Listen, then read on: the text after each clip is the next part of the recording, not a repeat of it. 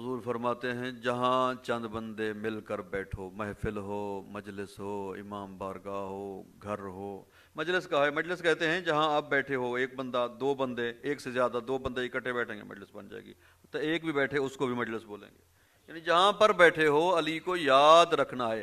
یہ ذکر عربی زبان کا ہے، اس کا ترجمہ تذکرہ نہیں ہے، تذکرہ ہے کہ آپ کوئی اذکار کریں، کوئی اور چیزیں بیان کریں، نہیں، یہ ہے ذکر۔ ذکر عربی زبان کا مطلب ہے یاد رکھنا۔ کیسے یاد رکھنا ہے؟ حضور فرماتے ہیں جہاں محفل میں، مجلس میں بیٹھے ہو، وہاں اپنی اس محفل مجلس کو علی کی یاد سے زینت بخشو۔ کیسے زینت بخشے؟ یاد سے۔ بھئی آپ فرض کر لیں کہ ہم یہاں بیٹھے ہیں، تو یہاں پر اگر مولا متقیان امیر المومنین علی بن ابی طالب علیہ الصلوۃ والسلام، اللہم صلی علی محمد وآل محمد، ذکر کا مطلب یہ ہے کہ یہاں ہم بیٹھے ہوئے ہیں، یہاں میرے آقا بھی تشریف فرما ہوں، ممبر پر تشریف فرما ہوں، بیٹھے ہوئے ہیں اور ہم آپس میں باتیں کر رہے ہیں، تو ذکر کا مطلب یہ ہے کہ ہم اس وقت کس طرح سے باتیں کریں گے؟ لڑائی کریں گے، جھگڑا کریں گے، کوئی ایسی بات کریں گے جو اسلام اجازت جس کی نہیں دیتا ہے، ہم کبھی ایسا کام نہیں کریں گے۔ فرماتے ہیں قیامت تک، جب تک دنیا قائم ہے، اپنی محفل مجلس کو علی کی یاد سے زینت بخشو۔ یہی سمجھو جہاں بیٹھے ہو میرے ساتھ علی آقا اگر بیٹھے ہوتے تو میں کس طرح بیہیو کرتا، اسی طرح کرو، عبادت ہے۔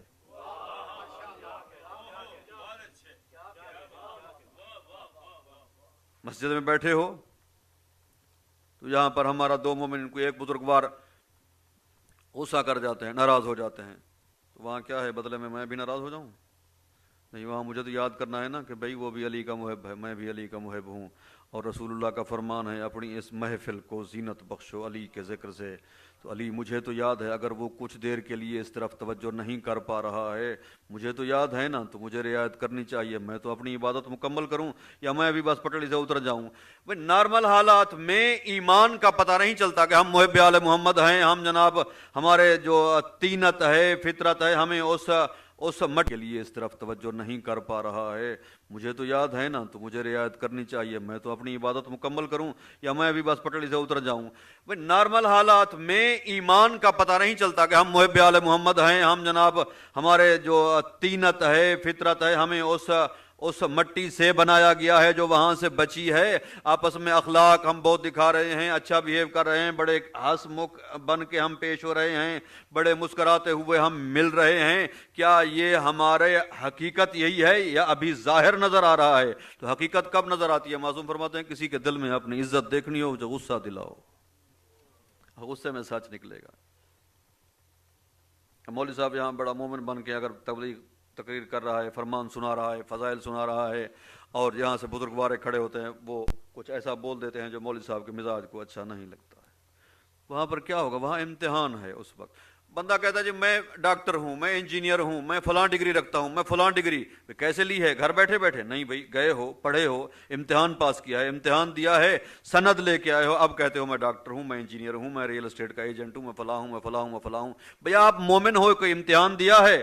امتحان کیا ہے؟ امتحان یہ ہے جب کسی مومن کا پنگا بن جاتا ہے تب کیسے بیہیو کرتے ہو۔ اگر کوئی بندہ آپ سے غصہ کرتا ہے، اس کے ساتھ بدلے میں غصہ کرتے ہو یا رعایت کرتے ہو کہ وہ علی کا محب ہے، میں بھی علی کا محب ہوں، میری ذمہ داری ہے کہ میں اس کو پوری طرح محبت، پیار، الفت، عزت سے اس کے ساتھ بیہیو کروں تاکہ دنیا کو پتہ چلے علی والے کیسے ہوتے ہیں۔ صلوات پڑھ دیں بلند آواز سے۔ زینوا مجالسکم بذکر علی ابن ابی طالب، اپنی محفل مجلس کو زینت بخشو علی کے ذکر کے ساتھ، علی کو یاد رکھنے کے ساتھ۔ یا رسول اللہ، ہم کبھی، یا انسانیت یا انسان کبھی بھی ایسا کام نہیں کرتا جس میں اسے فائدہ نظر نہیں آئے۔ علی کو یاد کرنے سے ہمیں فائدہ کیا ملے گا؟ فرماتے ہیں لأن ذکرہ ذکری، میرے بھائی علی کا ذکر صرف اس کا ذکر نہیں، میں محمد کا ذکر ہے۔ جب علی کا ذکر کرو گے محمد کا ذکر بھی آ جائے گا۔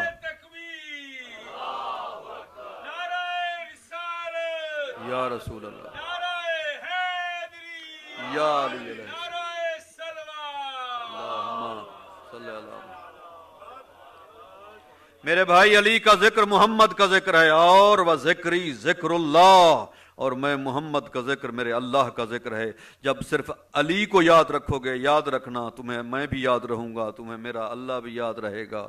وذکر اللہ عبادہ، اور اللہ کا ذکر عین عبادت ہے. ایک صلوات پڑھ دیں بلند آواز سے.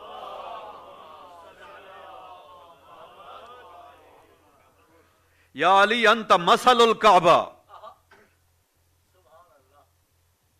یا علی تیری مثال دنیا میں ایسے ہے جیسے کائنات میں کعبہ ہے. ایک ہے مثل، یعنی المدرسہ تو مثل البیت، مدرسہ گھر کی طرح ہے. جہاں لفظ مثل کہا جائے تو مطلب میٹیریل ایک جیسا ہے.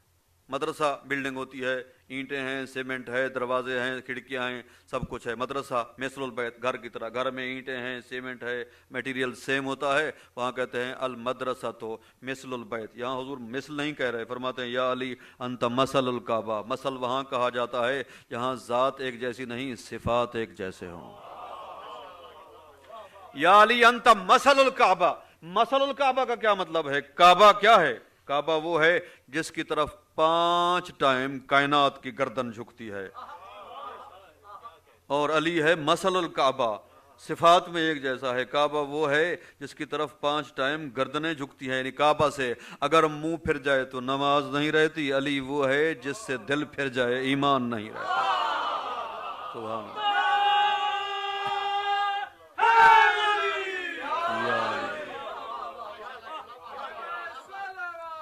اللہم صلی علی.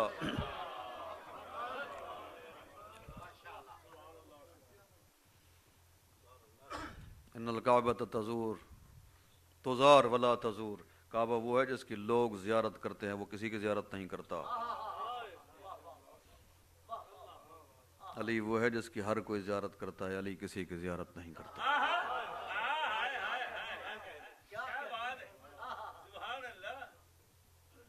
ایک فرمان بھی سنا دوں علی کا.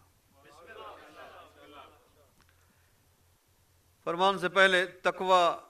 جناب ابن عباس کے پاس بندہ گیا، حضور تقوی کی وضاحت فرمائیے. فرماتے ہیں ایک تنگ راستہ ہو، آپ گزر رہے ہو، وہاں سے پگڈنڈی ہے اور سلپری ہے، بارش تیز موسلادھار بارش ہو رہی ہے، 100% سلپ ہونے کے چانسز ہیں. وہاں پہ تیز ہوا بھی چل رہی ہے، راستہ بھی تنگ ہے، سلپری بھی ہے، 100% سلپری کے چانسز بھی موجود ہیں. اور کپڑے بھی آپ نے یہ جو ابا ہے، یعنی اس سے بھی زیادہ کھلے کھلے کپڑے پہنے ہوئے ہیں. وہاں سے گزر جانا ہے. نہ تیز ہوا کی وجہ سے آپ کا کپڑا، خاردار جھاڑیاں بھی ہیں اس تنگ راستے پہ، کسی جھاڑی میں کپڑا نہیں اٹکے آپ کا، پاؤں سلپ ہو کر آپ گرے نہیں، وہاں پہ آرام سے گزر جائیں. یہ تقویٰ ہے.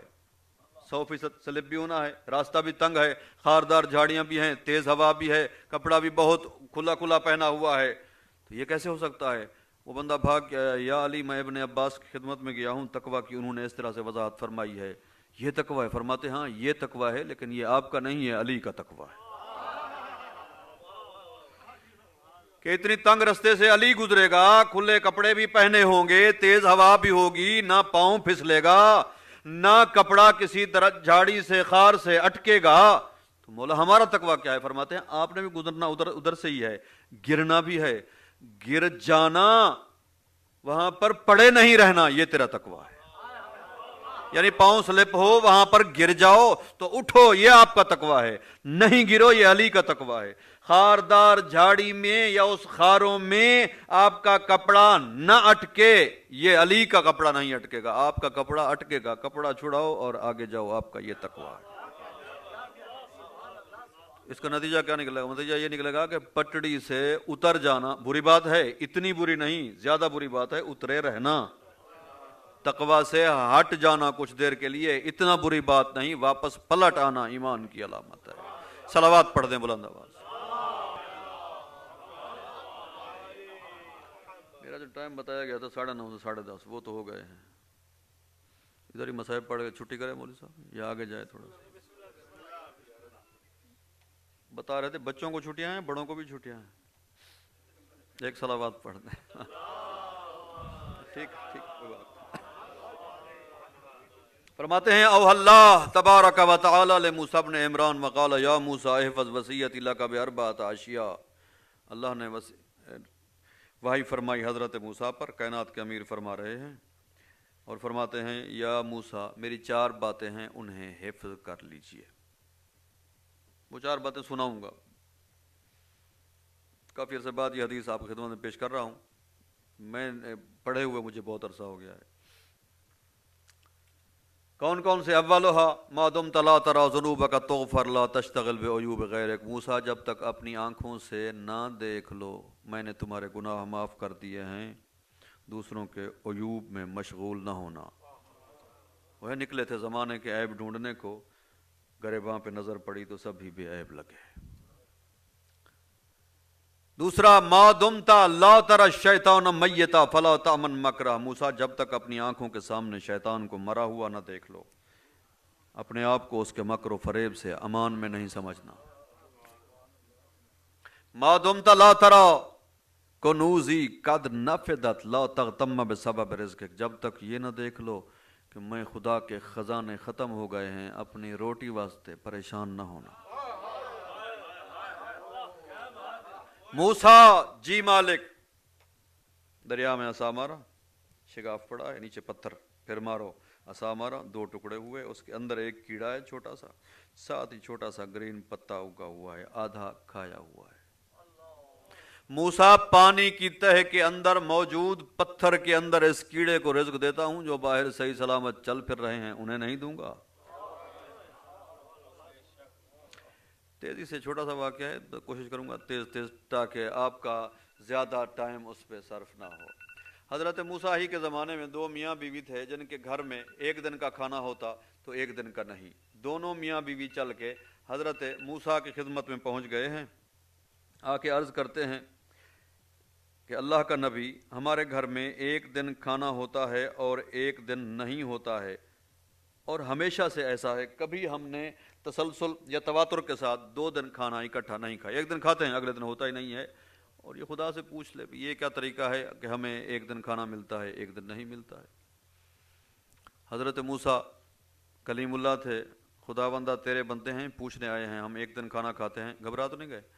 اور 1 دن ہم بھوکے رہتے ہیں، وجہ کیا ہے؟ جواب آیا موسیٰ ان کا رزق ہے 40 برس کا، ان کی زندگیاں ہیں 80 برس، 80 سال، اس لیے 1 دن عطا کرتا ہوں 1 دن نہیں دیتا ہوں تاکہ ان کی زندگی پوری ان کو کھانا ملتا رہے.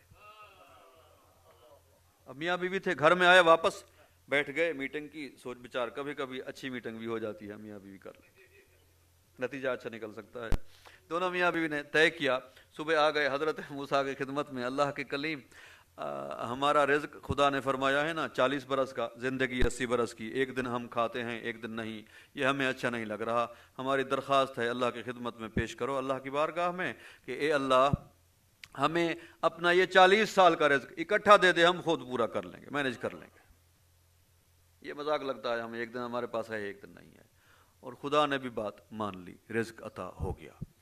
40 برس کا 2 بندوں کا، آج کل کے حساب سے 2 روٹی صبح کی 2 شام کی، جو 3 چھٹانک میں بنتی ہے، تقریباً یہ بنتا ہے 75 گرام یا 150 گرام. یہ 150 گرام صبح کا، 150 گرام شام کا، 300 گرام ڈیلی کا اگر آٹا لگایا جائے تو 209 من بنتے ہیں آج کل کے زمانے. لیکن اس زمانے میں جہاں عوج بن عنق جیسے لوگ رہتے تھے، اتنے بڑے بڑے، خود حضرت موسیٰ کے بارے میں 70 گز کا قد ہے یا 40 گز کا قد ہے، تو ان کے بارے میں اندازہ نہیں کر سکتا کتنا تھا. بہرحال جتنا بھی تھا، 40 برس کا 2 بندوں کا گندم اناج مل گیا. اپنا وہ جو بھی تھے، ٹرک تھے باردانہ لے جانے کے لیے، گندم لے کے چلے گئے، رزق لے آئے. اعلان کرنے والوں کو بلا لیا، کہا پوری مملکت میں اعلان کر دیا جائے، ہم نے جو طباخی ہے وہ بھی بلا لیا ہے، کوک بھی بلا لیا ہے، وہ سالن بنا رہا ہے، وہ روٹی بنا رہا ہے. جس کسی کے پاس رزق کی کمی ہو، کھانا نہ ہو، لنگر عام کا اہتمام ہے، آئے کھائے. پوری مملکت میں جب اعلان ہو گیا، جب اس طرح کا اعلان ہو جائے پھر سارے وہ نہیں آتے جن کے پاس نہیں ہوتا، جن کے پاس ہوتا ہے وہ بھی کہتے ہیں اب کون جائے وہاں جا کے کھائے یا گھر جائے، چلو لنگر چلا ہے ادھر سے کھا لیتے. لنگر کھانا شروع ہو گئے، لنگر چلتا جا رہا ہے، کھاتے جا رہے ہیں. 2 بندوں کا رزق تھا 40 برس کا. 10 سال گزر گئے، 15 20 30 25 35 40 سال سے گزرا کام. 50 60 70 80 سے جب اوپر گیا، بھاگ کیا ہے اللہ کا نبی، 40 برس کا ہمارا رزق تھا، 2 بندوں کا، ایج ہماری تھی 80 سال. 40 سال دو بندوں کا پوری دنیا کھا رہی ہے، عام اعلان ہے، 80 سال سے کام اوپر چلا گیا ہے، نہ ہم مر رہے ہیں نہ ہمارا رزق کم ہو رہا ہے۔ تو حضرت موسیٰ لوح محفوظ کا مطالعہ فرما کے کلیم اللہ تھے، فرماتے ہیں بھائی آپ دو لوگوں کا رزق تھا 40 برس کا، آپ نے اعلان کر کے اللہ کے ان سارے بندوں کو بلا کے کھلایا جن کے پاس رزق نہیں تھا۔ خدا کو آپ کا یہ کام اتنا پسند آیا ہے، آپ کا رزق بھی بڑھا دیا ہے، زندگی بھی بڑھا دی ہے۔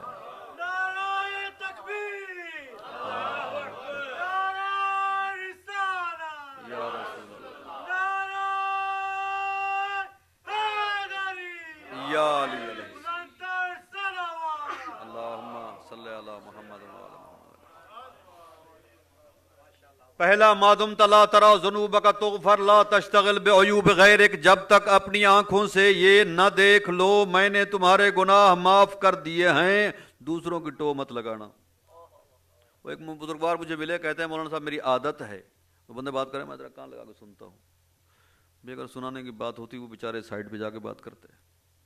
اس کی کبھی اسلام اجازت نہیں دیتا کہ اگر دو بندے سائڈ پہ ہو کے بات کر رہے ہیں تو آپ دور ہو جائیں تاکہ وہ اپنا آرام سے بات کر لیں۔